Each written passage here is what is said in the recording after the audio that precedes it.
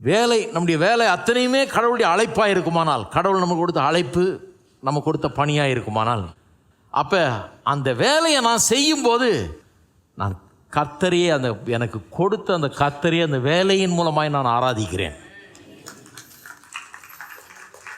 அந்த வேலையை அப்போ நான் சாதாரணமாக செய்ய முடியாது. கர்த்தருக்கு பலிகளை கொண்டு வரும்போது எப்படி கொண்டு வர சொன்னார்? பலிகளை கொண்டு வரவன் போய் ஆட்டு மந்தையில் போயிட்டு, இது நாளைக்கு போயிடும் போல் இருக்குது, அதை எடு, அதை வேணா கோயிலுக்கு கொடுத்து அனுப்பிச்சிடலாம், அது இன்றைக்கி நாளைக்கு ஒன்று இருக்குது, நோய் வாய்ப்பட்டு இதை கொடுத்துடலாம் சர்ச்சுக்கு. கொடுக்க முடியாது. அது நீங்கள் தான் வச்சுக்கணும். கர்த்தர் கொடுக்கறது பெஸ்ட்டை தான் கொடுக்க முடியும். பெஸ்ட்டு. ஆபேல் ஆட்டுக்குட்டியை கொண்டாந்தான். தேவன் பிரியமாக இருந்தார் அவனுடைய காணிக்கையின் மேலே. ஏன்? அவன் போய் அந்த மந்தையை தேடி பார்த்து, இன்றைக்கி மெட்ராஸ் சிட்டியில் ஆடு பந்தயம் வச்சாங்கன்னா அதில் ஃபஸ்ட்டு ப்ரைஸ் வாங்கக்கூடிய ஆடாக பார்த்து செலக்ட் பண்ணுறான். பெஸ்ட்டாக, பியூட்டிஃபுல்லாக, அழகாக, அருமையானதா செலக்ட் பண்ணி கொண்டாந்து கர்த்தருக்கென்று வாஞ்சியை அதை கொடுக்குறான். கர்த்தர் அவனுடைய காணிக்கையை அங்கீகரிக்கிறார். அப்போ நான் சொல்கிறேன், நம்முடைய ஓட்ட வேலையெல்லாம் கர்த்தர் அங்கீகரிக்கிறது இல்லை. அறகுற வேலையை கர்த்தர் அங்கீகரிக்கிறது இல்லை. வேண்டா வெறுப்பாக செய்கிற வேலைகளை கர்த்தர் அங்கீகரிக்கிறது இல்லை. அது தவறு அப்படி செய்வது. ஏன்னா கடவுள் கொடுத்த அழைப்பு, கடவுள் கொடுத்த திறமை, கடவுள் கொடுத்த அந்த ஆற்றல், கடவுள் கொடுத்த அழைப்பு. அப்போ எப்படி நான் அப்படி செய்ய முடியும்?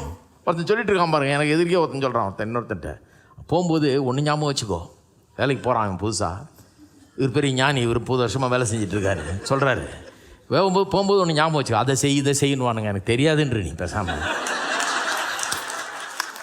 ஏன்னா எல்லாத்தையும், ஏன்னா உன் திறமையான பையன், எல்லாத்தையும் செஞ்சுட்டு இருந்தீங்கன்னா உன் வேலை பளு அதிகமாகிடும். நான் சொல்கிறேன், ரொம்ப சாமர்த்தியமாக இருந்துக்கணும் உலகத்தில். ஞானி கத்துறாரு, ரொம்ப சாமர்த்தியமாக இருந்துக்கணும் உலகத்தில். என்ன கேட்டாலும் எனக்கு தெரியாதுங்க.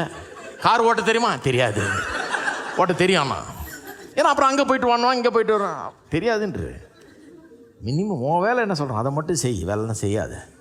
நிச்சயமாக பிச்சைக்காரனாக தான் இருப்பாங்க, வேற ஒன்றும் முடியாது.